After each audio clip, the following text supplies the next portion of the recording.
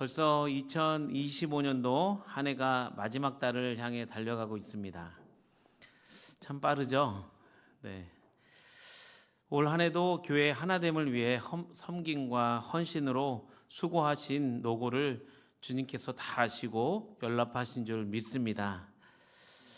누구나 잘 아는 막대기와 다발의 교훈에 대한 옛날 얘기가 있습니다. 한 아버지가 서로 다투는 아이들에게 작은 교훈을 준 이야기입니다. 아버지는 아들들에게 먼저 얇은 막대기 하나씩을 주며 부러뜨리려고 보라고 했습니다. 어떻게 됐을까요? 네, 아들들은 쉽게 그것을 꺾었습니다. 그러자 이번에는 여러 개의 막대기를 한데 묶어서 건넸습니다. 여러분께서도 잘 아시는 것처럼 아들들은 힘을 다해서 부러뜨리려고 노력했지만 다발로 묶여있는 이 막대기는 좀처럼 부러지지 않았습니다. 아버지는 미소를 지으며 이렇게 말합니다. 혼자 떨어져 있으면 쉽게 부러지지만 함께 뭉치면 강해진단다. 오늘 우리가 나눌 말씀의 주제도 바로 이것입니다. 에베소서 4장 1절부터 6절에서 바울은 교회의 일치와 연합에 대해서 권면하며 우리 믿는 성도들이 어떻게 하나로 굳게 뭉쳐야 하는지 영적인 교훈과 태도에 대해서 우리에게 가르쳐 줍니다. 서로 연합된 교회는 막대기 다발처럼 견고하여 어떤 어려움에도 쉽게 무너지지 않습니다.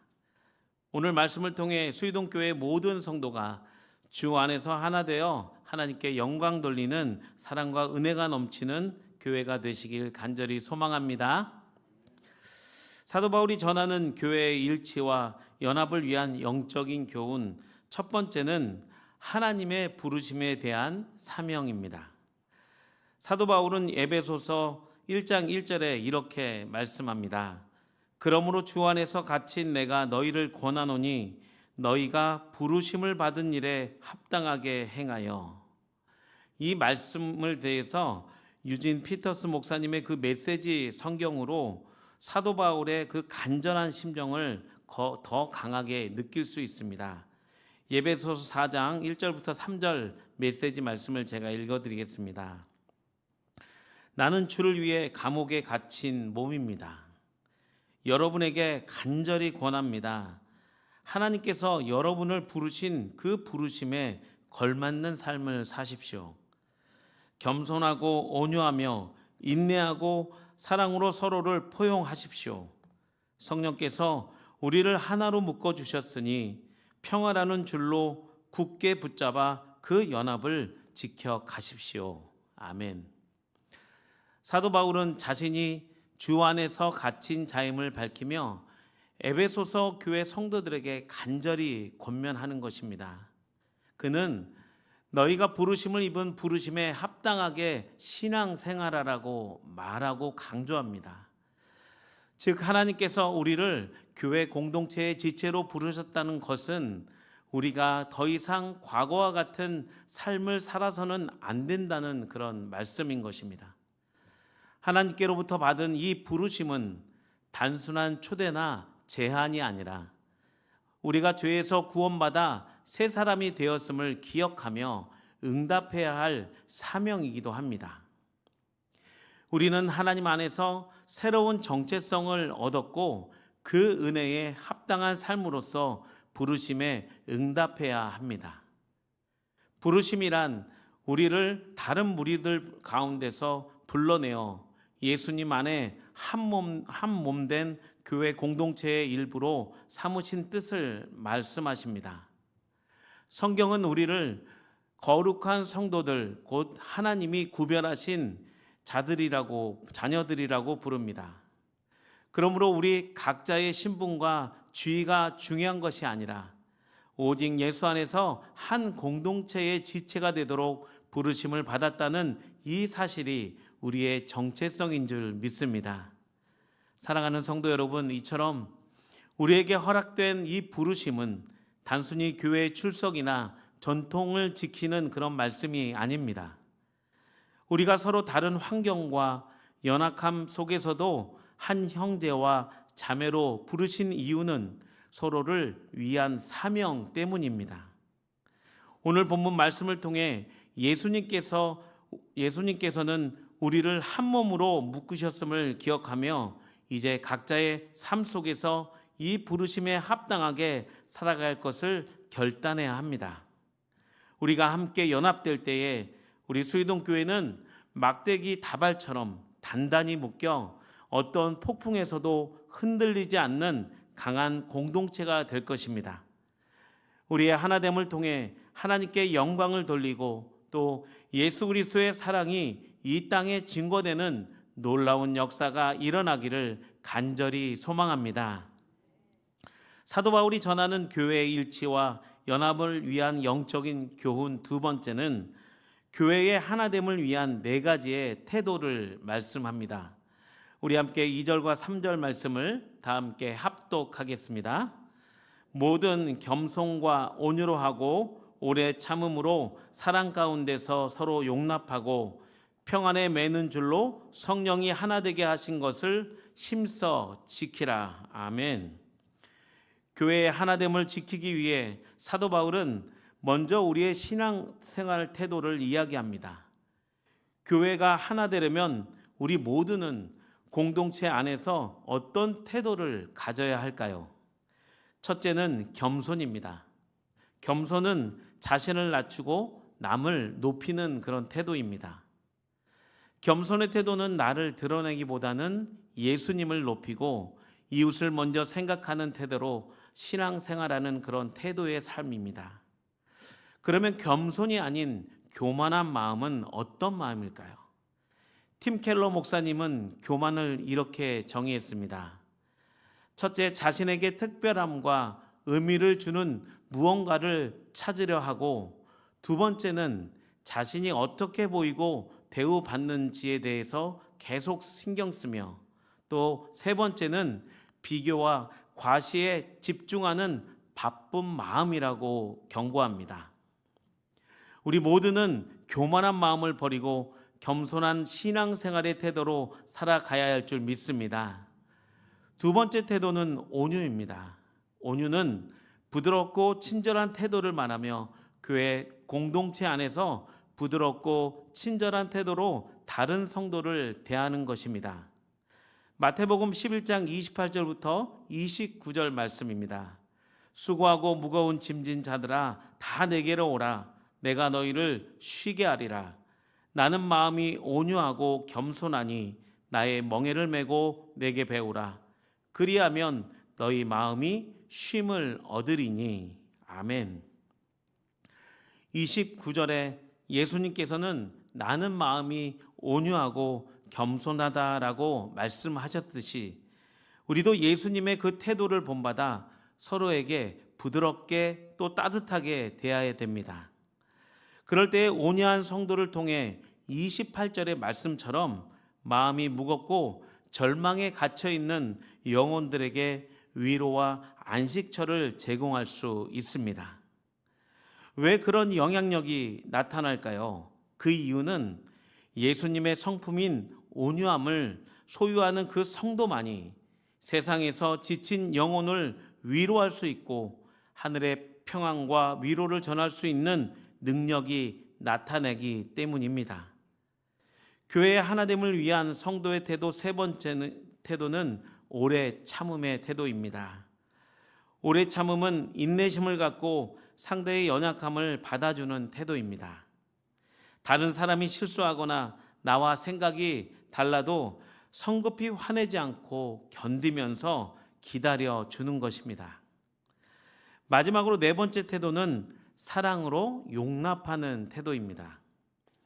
이것은 서로의 불완전함을 덮어주는 사랑이며 이 태도는 우리 모두가 불완전한 죄인이기에 서로의 부족함을 사랑으로 덮어주라는 하나님의 말씀인 것입니다. 왜 교회 공동체 안에서는 이런 태도가 꼭 필요할 것일까요? 교회 안에는 다양한 사람들이 모이기 때문입니다. 성도들은 성격도 다르고 또 자라온 환경도 다르고 의견도 다를 수 있습니다. 그러나 초대교회만 보아도 유대인과 이방인, 종과 자유인, 남자와 여자 등 서로 다른 배경을 가진 사람들이 한 교회 공동체를 이루며 살았습니다. 서로의 다름이 있으니 때론 부딪힐 일도 종종 생깁니다. 그러나 그렇다고 분리되거나 분열되면 결코 안 되는 것입니다. 분열과 분리는 하나님의 뜻이 아니며 사탄의 좋은 도구로 교회를 무너뜨리기 때문입니다. 사도 바울은 3절에서 성령께서 이미 우리를 하나 되게 하셨다라고 가르칩니다. 하나님께서 교회에 주신 이 영적인 연합은 우리의 교만과 분열로 인해 교회가 쉽게 무너질 수 있기 때문에 한 마음과 한 뜻으로 노력하여 지켜야 할 소중한 영적인 선물인 줄 믿습니다. 그러므로 언제나 겸손하게 또 부드럽게 참고 서로를 품어줄 때 성령께서 이미 교회에 하나 되게 하신 것을 유지할 수 있는 능력이 우리 가운데 넘쳐나게 되는 것입니다. 사도행전 초대교회 성도들은 실제로 이런 신앙의 태도로 교회의 하나됨을 이루었습니다. 대표적으로 두 구절이 사도행전에 기록되어 있습니다. 사도행전 4장 32절과 사도행전 2장 42절 말씀입니다. 먼저 4장 32절 말씀을 읽어드리겠습니다. 믿는 무리가 한 마음과 한 뜻이 되어 모든 물건을 서로 통용하고 자기 재물을 조금이라도 자기 것이라 하는 이가 하나도 없더라. 2장 42절 말씀입니다. 그들이 사도의 가르침을 받아 서로 교제하고 떡을 떼며 기도하기를 전혀 힘쓰니라. 아멘. 사도행전적 초대교회는 사도들의 가르침을 배우며 교제하는 일과 떡을 떼는 일과 기도에 힘쓰며 서로를 한 가족처럼 대하며 지냈습니다. 이처럼 초대교회는 겸손과 사랑으로 서로를 돌보며 한 마음이 되었기에 성령의 큰 능력과 은혜를 체험할 수 있었습니다. 우리 수유동 교회도 사도의 행전적인 교회의 모습을 본받아 평안에 매는 줄로 성령이 하나 되게 하신 것을 힘써 지키며 나아갈 때 우리 교회가 하나 되며 부흥하게 될 줄 믿습니다. 우리 옆에 분과 인사하겠습니다. 평안 안에 매는 줄로 성령 안에 하나 됩시다. 아멘. 교회 일치와 연합을 위한 마지막 영적인 교훈 세 번째는 교회 연합의 기초는 하나님 안에서 하나됨입니다. 우리 4절부터 6절까지 말씀을 함께 합독하겠습니다. 몸이 하나요 성령도 한 분이시니 이와 같이 너희가 부르심의 한 소망 안에서 부르심을 받았느니라. 주도 한 분이시요 믿음도 하나요 세례도 하나요 하나님도 한 분이시니 곧 만유의 아버지시라. 만유에 계시고 만유를 통일하시고 만유 가운데 계시는도다. 아멘. 사도 바울은 4절부터 6절까지 말씀에서 이 하나라는 단어를 7번이나 반복합니다. 이는 단순한 수사법이 아니라 교회 공동체가 하나님 안에서 얼마나 철저히 하나로 묶인 존재인지를 예배소 교회의 성도들에게 강력하게 전하는 것입니다. 교회의 연합은 결코 인간의 노력에서 시작되지 않습니다. 교회의 그 기초에는 삼위일체 하나님의 본성이 있고 한 성령 안에서 예수 그리스도의 한 생명을 받은 거룩한 존재가 모인 공동체입니다. 이것이 바로 우리 교회인 것입니다. 그래서 우리는 이 한 하나님 아버지 아래서 같은 가족이 되었습니다. 삼위 하나님의 일치에서 나온 교회의 연합은 더 이상 의견이 같아서 유지되는 것이 아니라 예수 보혈에 구속받은 그 정체성과 하나님 중심 관계 속에서 유지되는 영적인 이 실체인 것입니다. 또한 사도 바울은 예배소서 4장 4절부터 6절에서 우리의 연합의 토대를 7가지를 연이어 연결하여 교회의 하나를 강조하고 있습니다. 7가지 토대가 다음과 같습니다. 첫째는 몸이 하나입니다. 교회는 그리스도의 한 몸입니다. 그리고 두 번째, 성령이 한 분입니다. 성도는 각자가 다른 인격체를 갖고 있지만 우리 성도 안에 있는 이 성령은 한 분입니다. 그래서 우리 성령으로 우리가 하나 될 수 있는 것입니다. 세 번째, 이 소망은 이 땅의 소망이 아닙니다.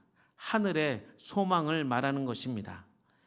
네 번째, 이 5절의 주도 한 분은 예수 그리스도를 말하며, 다섯 번째, 믿음도 하나라는 것은 하나님께서 우리에게 주신 복음의 핵심 진리가 하나라는 뜻입니다. 여섯 번째, 세례도 하나라고 말하는 것은 그리스도 안에서 예수님의 몸과 십자가의 언약에 피로 된 교회 공동체를 의미합니다. 마지막으로 일곱 번째, 6절에서 하나님도 한 분은 만유의 아버지로 교회는 하나며라고 말씀하신 이 말씀은 교회의 연합의 토대를 제공하는 것입니다. 에베소서 4장 4절부터 6절 말씀을 통해 바울은 교회의 하나됨의 뿌리가 바로 하나님께 있음을 가르치는 것입니다.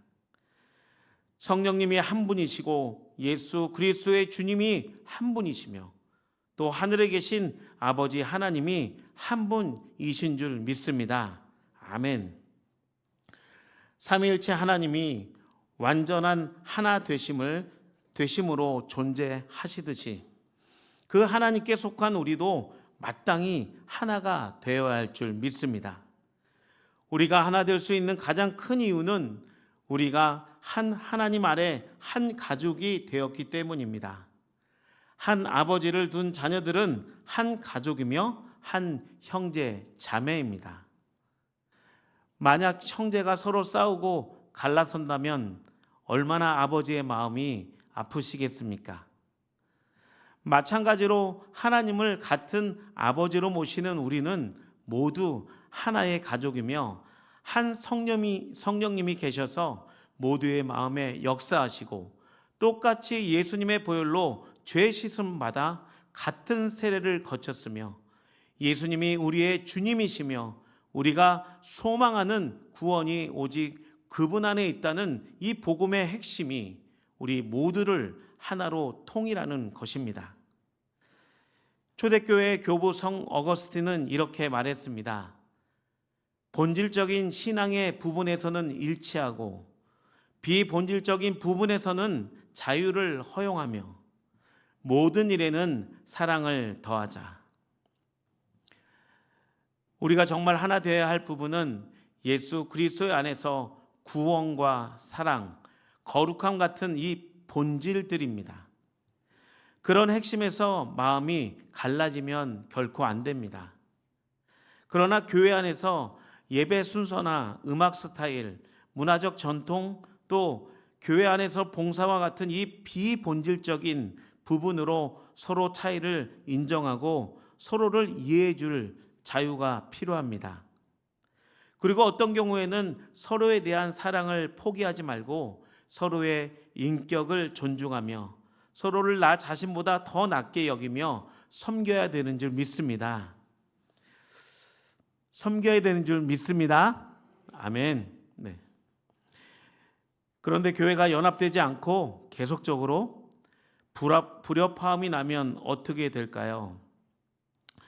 2010년에 하늘을 나눈 비행기 안에서 기장과 부기장의 불협화음으로 상상할 수 없는 그런 비극이 났습니다.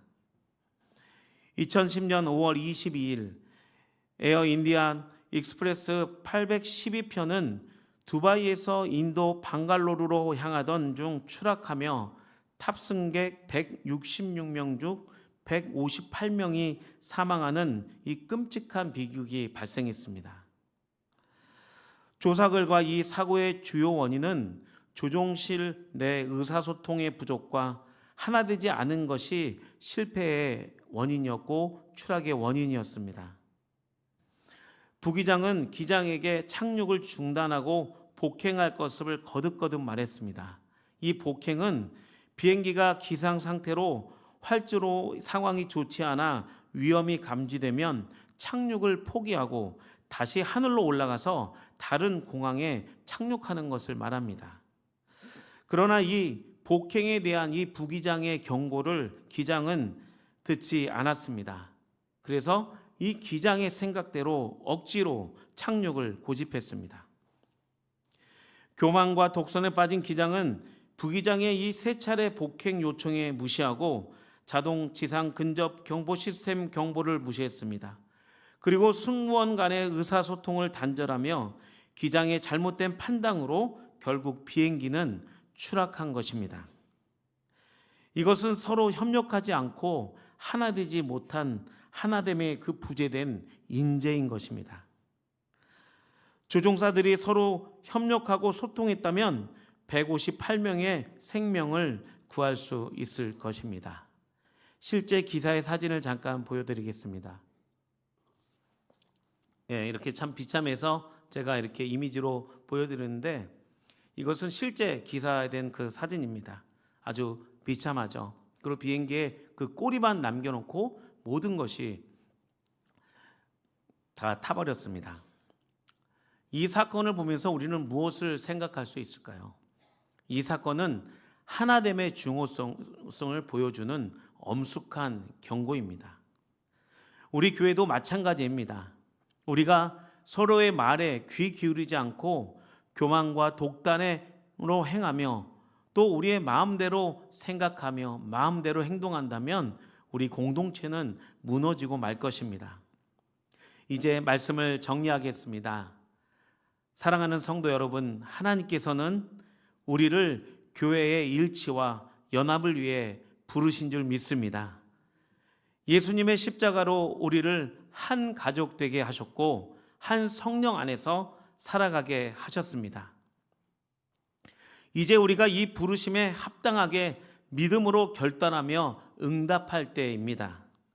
사도 바울의 간절한 말씀처럼 겸손과 온유와 오래 참음으로 서로를 품어 주어야 합니다. 우리의 공동의 아버지 되신 하나님을 바라보며 복음의 본질 위에 굳게 서서 매일 삶 속에서 용서와 사랑, 섬김과 협력으로 그 하나됨을 위해서 우리의 삶 속에서 실천해야 나아갈 것입니다. 그러면 마치 단단하게 묶인 막대기가 다발처럼 이 어떤 폭풍이 와도 부러지지 않는 이 강한 교회가 될 줄 믿습니다. 요한복음 13장 35절을 우리 합독하며 말씀을 정리하겠습니다. 이로써 모든 사람이 너희가 내 제자인 줄 알리라. 아멘. 교회의 일치와 연합은 복음의 증거입니다.